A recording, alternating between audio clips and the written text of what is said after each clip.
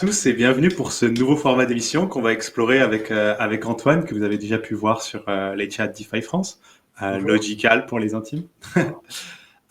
Donc l'idée, on a un nom in progress pour l'instant, qui c'est les analyses. Et l'idée, c'est qu'on va prendre un service DeFi qui est intéressant à plusieurs niveaux.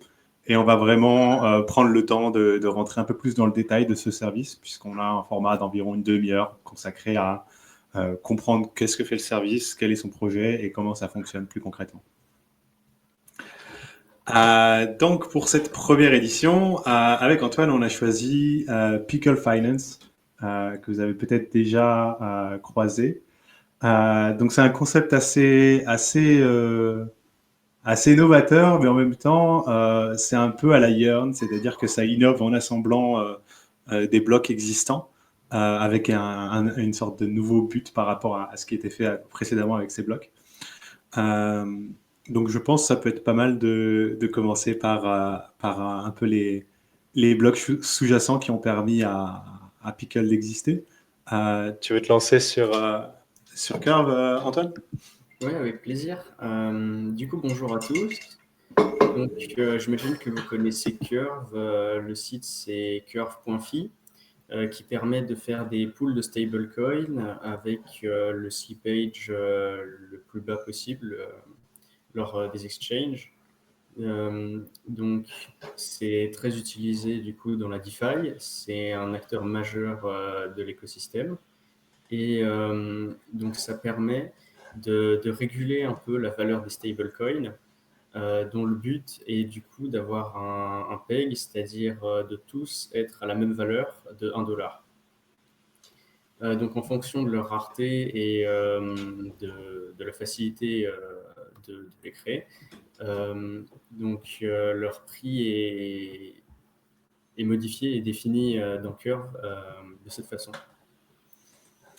Ouais. Euh, Il y a une donc, dimension peut-être assez importante aussi en perspective d'investisseur en tout cas, c'est que Curve, à ma connaissance, je pense pas que je dise de bêtises là-dessus, ça a été le premier service qui a initié cette notion en fait, quand vous apportez de la liquidité sur Curve, vous êtes à la fois en train d'apporter de la liquidité à un AMM, donc pour faciliter des échanges de tokens, mais en même temps, lorsque vos tokens ne sont pas en train de faciliter des échanges, ils sont en fait mobilisés sur des services de lending, donc AV, Compound ou autres.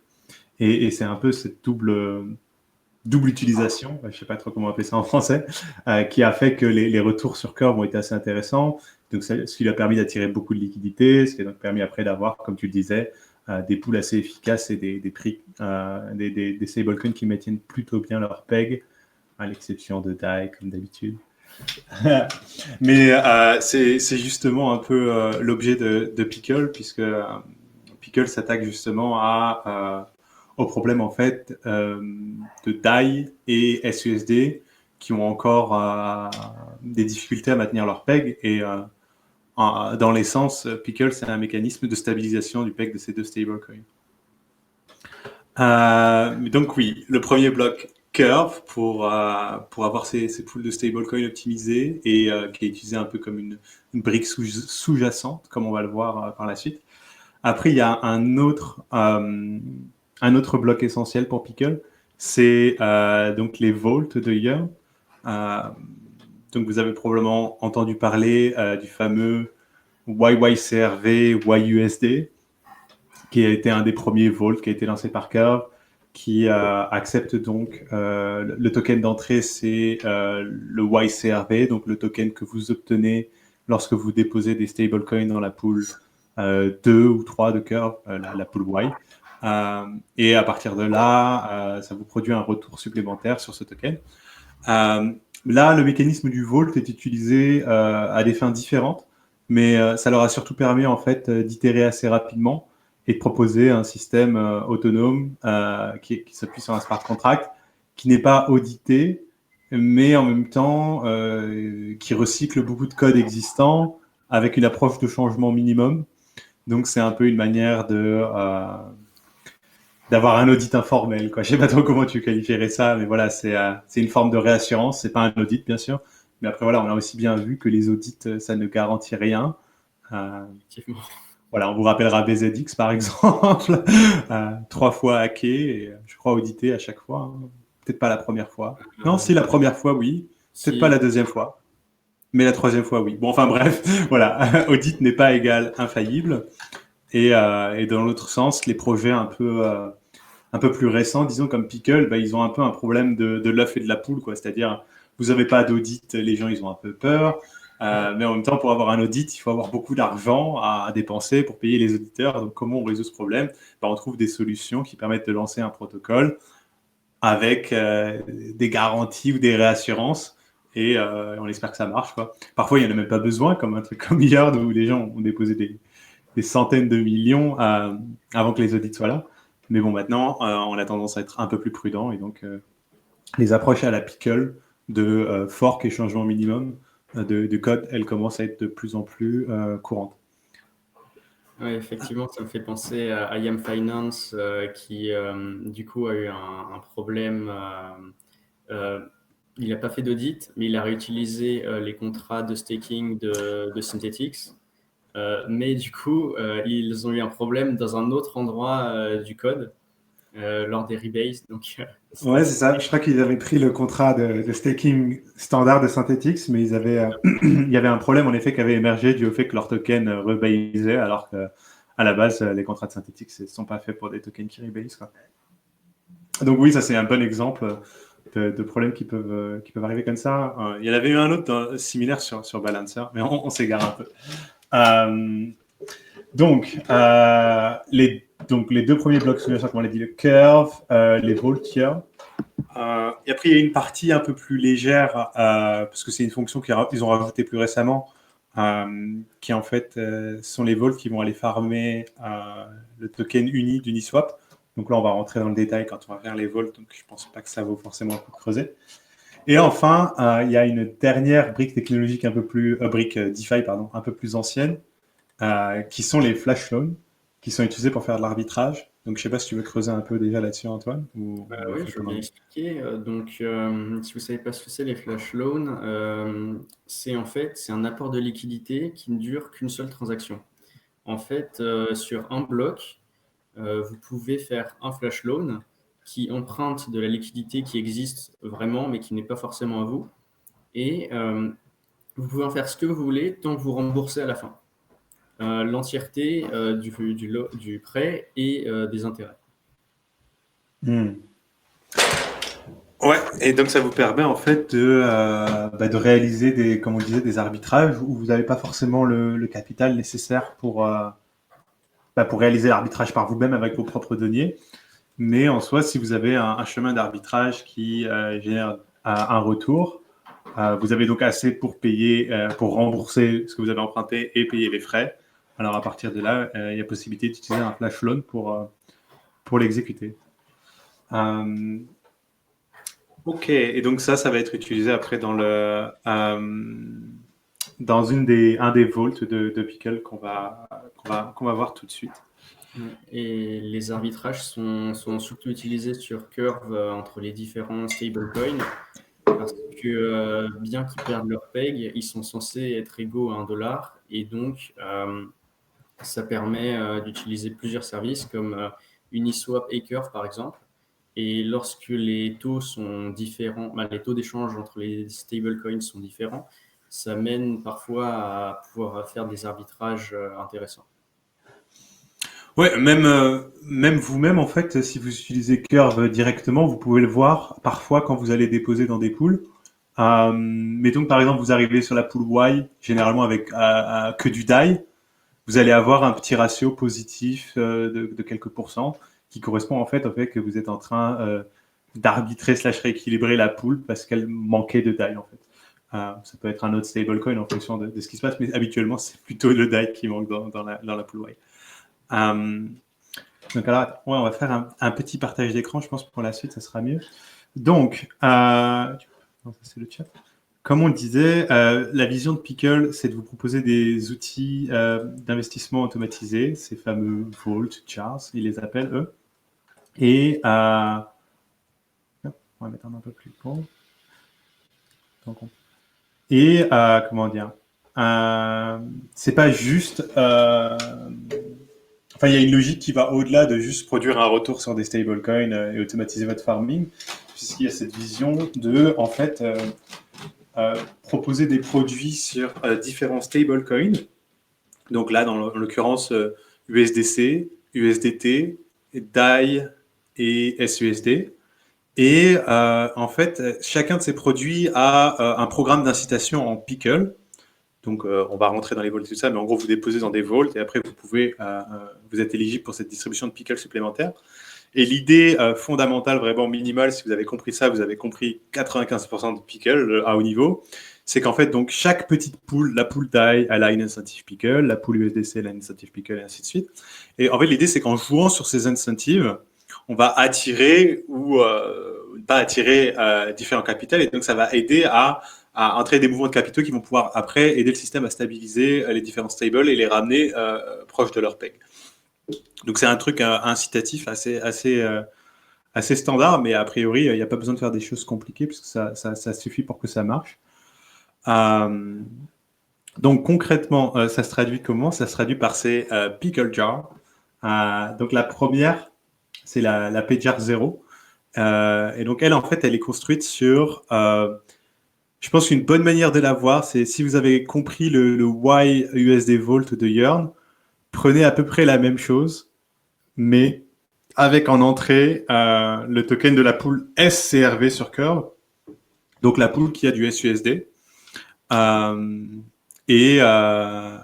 à peu près ça. Donc on va faire le système en bref. Donc vous avez la pickle jar dans laquelle vous pouvez déposer donc, ce SCRV. Donc le SCRV, juste pour être sûr qu'on est sur la même longueur d'onde, pour l'obtenir, il faut déposer SUSD et d'autres stablecoins dans la pool SUSD de Curve. Donc vous déposez votre SCRV dans la pickle jar, ce qui vous donne du PSCRV. Après, il y a un mécanisme, en fait, je peux pas trop vous montrer sur le site en ce moment parce que c'est... ils ont un petit problème de dépôt, mais bon. Donc voilà, sur le site, ça donne ça. Là, vous avez la PJAR 0 qui accepte les SCRV, vous déposez, vous récupérez des PSCRV. Ça, c'est l'étape 1. Après, donc là, en fait, ce qui se passe, c'est que vos SCRV sont donc éligibles à une distribution de SNX et de CRV, donc ils vont être stakés pour obtenir ça. Et le profit dégagé en CRV et SNX, la plus grande partie, est utilisé pour racheter des SCRV qui sont donc rajoutés à l'investissement initial pour le compound. C'est à peu près le mécanisme de haut niveau. Après, donc comme je vous le disais, il y a, alors là on peut pas voir les API, vous n'avez pas grand chose, mais donc une fois que vous avez votre PSCRV, vous êtes après aussi éligible à une distribution de Pickle cette fois-ci, en stakant votre PSCRV sur Pickle tout simplement. Donc c'est le mécanisme de base. Là sur le schéma, vous allez voir aussi, je vous ai pas mentionné, il y a différents fees ou mécanismes de prélèvement qui sont implémentés dans la fameuse jar. Ce qui est intéressant surtout côté utilisateur, c'est que comme vous pouvez le voir ici, en fait, vous avez un frais, ça marche vraiment comme le YCRV Vault. Donc, vous avez un frais de withdraw de 0,5%. Mais par contre, tout ce que fait la pickle jar, pour vous n'avez même pas à vous soucier du coût en gaz de tout ça, quoi. Donc, ça a un côté assez... ça simplifie beaucoup la donne comment dire, qu'entendait le farming sur la pool SCRV.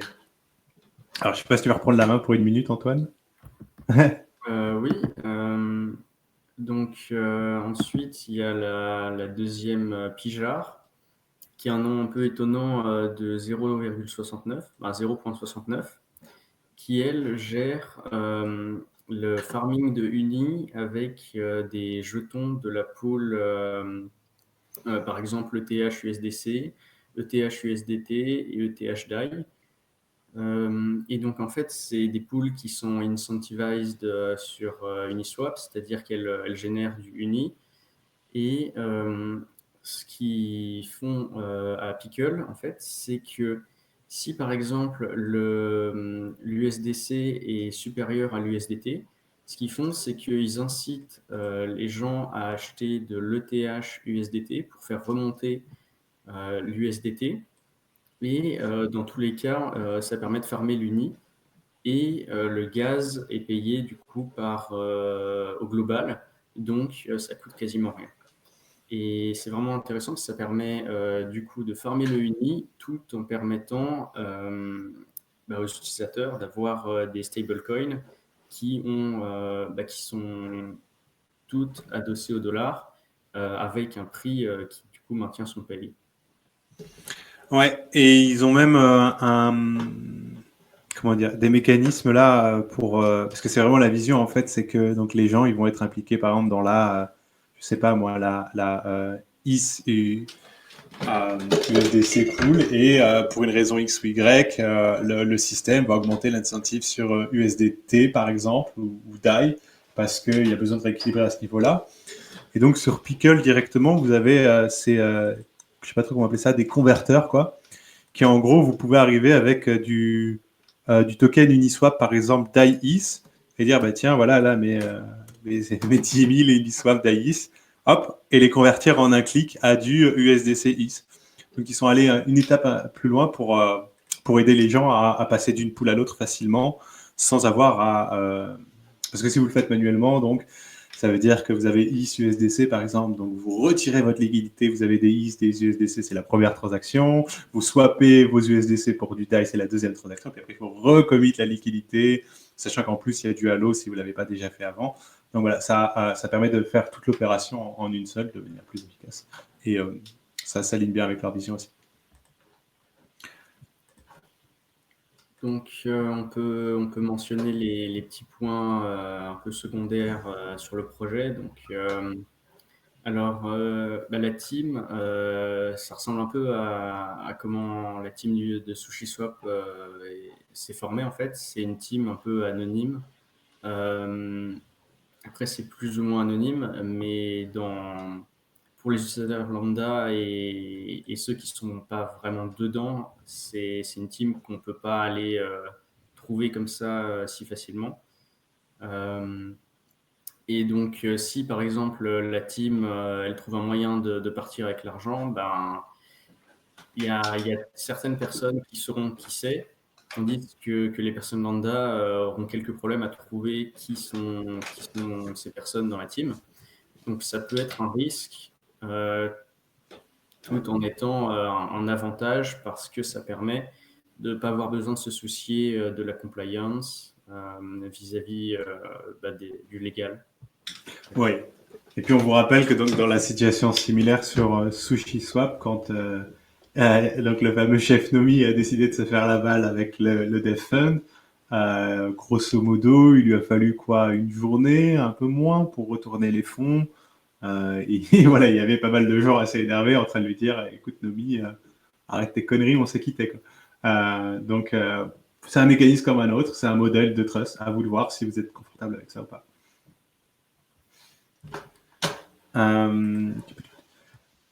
Oui, peut-être juste un truc, j'ai réalisé qu'on ne l'a pas mentionné, mais sur les pools unis, désolé, on y revient, mais il y a une chose à prendre en compte aussi ici là, par rapport à un farming plus manuel, c'est que donc ce harvest, le fait de collecter les unis pour après les réinvestir dans le mécanisme, est fait de manière très fréquente, et donc en fait ça compose votre investissement de manière automatique. Ce qui aboutit à un retour meilleur que si par vous-même vous étiez sur Uniswap en train d'apporter votre liquidité sur ETH-USDT à staker sur Uniswap. Parce que là, sur Uniswap, vous auriez à faire le claim du Uni, réinvestir le Uni par vous-même avec les coûts en gaz qui vont avec. Et comme je suppose que vous investissez pas avec 15 milliards de dollars, vous allez, comment dire, vous allez claim quoi, 5-10 unis à la semaine ou un truc comme ça. Donc, est-ce que vous allez claim une fois ou deux, je sais pas. Donc voilà, il y a toutes les questions de gaz qui viennent avec, qui compliquent la donne. Alors que là, en fait, il y a vraiment il y a un service pour moi à apporter côté investisseur qui est juste, c'est simple, quoi. Je dépose, ça fait le travail pour moi, c'est facile de calculer le retour là-dessus, ça réduit le nombre de paramètres que j'ai à prendre en compte, tout en apportant de l'autre côté un service pour stabiliser les stablecoins. Il y a une double face assez vertueuse. De même pour le pool S-Curve, du coup, comme sur Yearn, c'est aussi un investissement qui se compound. Et donc, plus vous avez de S-Curve, plus vous en générez, et ainsi de suite. Ouais. Donc, on n'a pas parlé des audits. C'est vrai que alors, il n'y a pas de. Que tu n'avais mis pas totalement audité, tu as trouvé des choses à ce niveau-là, Antoine Non, pas particulièrement, mais j'ai cherché rapidement et je n'ai pas vu de personnes qui ont dit qu'ils s'étaient audités. Donc, il y a peut-être eu des audits communautaires, mais des audits professionnels, j'ai vraiment pas trouvé. Ouais, d'accord. Bon, après, oui, je pense pas qu'il y ait encore d'audit officiel, en tout cas, fait par les habituels. Mais après, il y a une logique quand même comme on vous le montrait dans le schéma de tout à l'heure, le système prélève déjà quelques petits frais. Donc, certains de ces frais sont utilisés pour stimuler le token. Mais il me semble il y a quand même une sorte de management fee. Et à terme, on peut espérer qu'il y aura assez de trésor dégagé pour couvrir les audits. Ils appellent ça sustainability et du coup c'est un dev fund où il y a 2% de chaque pickle qui est distribué, qui est gardé pour les développements futurs et notamment payer la team et les audits. Ah oui, c'est vrai qu'on a peut-être pas. Un autre truc qu'on n'a pas mentionné aussi, c'est que ça marche aussi un peu comme une ferme classique, dans le sens où il y a la fameuse pool 2, où vous pouvez déposer du pickle contre de l'IS, avec un retour assez attractif en pickle, mais bien sûr, vous prenez un risque monstrueux sur le prix du pickle, surtout si vous achetez le pickle. Donc, de préférence, committez ceux que vous avez farmés. Si vous voulez acheter pour commit dans la pool 2, c'est votre problème, c'est votre calcul. Ça peut bien payer, mais ça peut aussi vous coûter très cher, donc c'est à vous de voir. Mais voilà, c'est une opportunité à. En gros, ça fait un système assez vertueux, quoi, parce que les gens qui sont arrivés avec des grosses poules initialement ont pu accumuler pas mal de pickles qui après commit dans ce système. Donc, ils ont une sorte de petite boucle voilà, de personnes qui vont aider à faire tourner le système en switchant entre différents stablecoins pour maximiser leur yield. C'est un bon alignement d'intérêt, quoi. Et aussi, il faudrait peut-être parler de l'intérêt d'avoir du pickle, du coup, aussi, parce que ça permet, du coup, avec la gouvernance. Si tu veux refaire peut-être un partage d'écran, je ne sais pas si on développe. Ouais, vas-y, attends, je te laisse développer, je fais le cinéma. Ok, merci. Et du coup, c'est un peu comme le même principe que sur Uniswap où on peut envoyer des PIP, du coup Pickles Improvement Proposal. Et donc, ça permet donc d'envoyer des propositions à la gouvernance.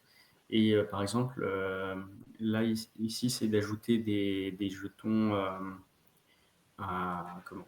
En fait, ça serait rajouter le support pour Bitcoin, enfin, pas Bitcoin BTC bien sûr, mais deux stratégies, il les liste ici. La pool IS frappe Bitcoin sur Uniswap pour farmer le Uni. Et la pool Curve Ren frappe Bitcoin pour farmer le CRV. Exactement. Hop. Et donc, les votes, je crois, se passent en snapshot. Donc, ouais, à chaque fois, il y avait le lien vers le snapshot. Là, on voit un autre. Non, c'est un peu long. Voilà, le snapshot.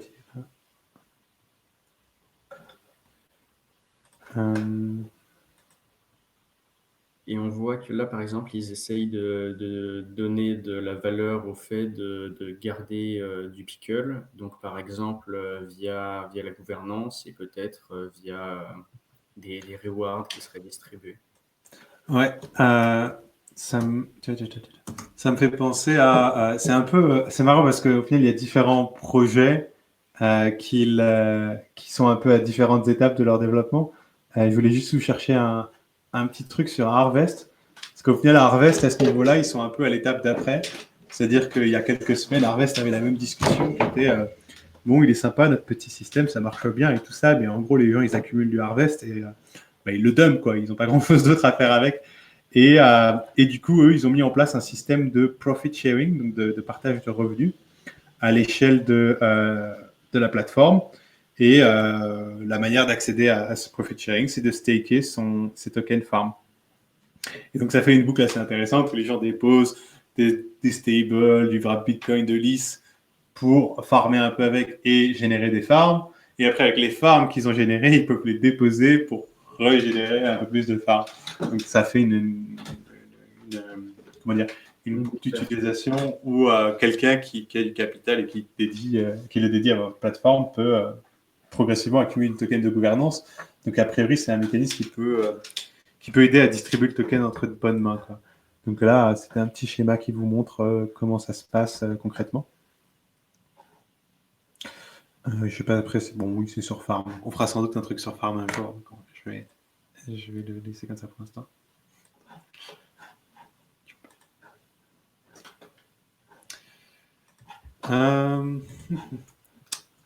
Voilà, c'est pas mal pour un petit tour d'horizon de Pickle. Je sais pas. Ah oui, si, il y avait le fameux problème que vous avez pu voir sur l'interface là, avec les retraits sur les différents Pickle jars.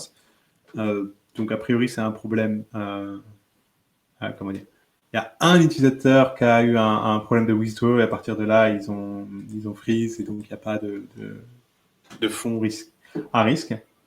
Il n'y a pas de gens qui vont perdre de l'argent. A priori, le gars qui a eu un souci va être récompensé. Mais voilà, bon, ça reste. C'est des choses qui arrivent. C'est ça. Donc, autre chose à rajouter, peut-être sur peut-être le prix du pickle, ce qui a beaucoup fluctué. Ouais, après, je sais pas si on va commenter sur le prix, mais. Peut-être très rapidement ou au début. Allez, la TA d'Antoine, vas-y. La TH, on était aux alentours de 85 $. Et donc, au tout départ, il valait quasiment une trentaine de dollars. Il a fait que baisser jusqu'à une dizaine de dollars. Et ensuite, boum, ATH. Donc, il y a des gens qui se sont sentis très riches à ce moment-là. Et puis, en 4 jours, du coup, divisé par 2, donc 20 $. Et puis après, le prix a à peu près stabilisé dans la vingtaine de dollars.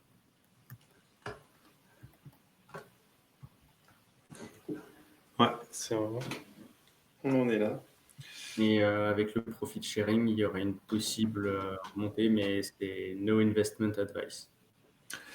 Ça dépend de beaucoup de paramètres aussi. Est-ce qu'ils vont payer le profit sharing en pickle? Dans ce cas-là, ça peut pousser un peu les gens à les dumper ou les réinvestir. Est-ce qu'ils les payent directement sur des frais collectés en d'autres choses? Il y a plein de paramètres à prendre en compte. C'est pas si mécanique. Mais oui, ça reste un beau profit. Mais farmez-en plutôt que d'en acheter. C'est bon.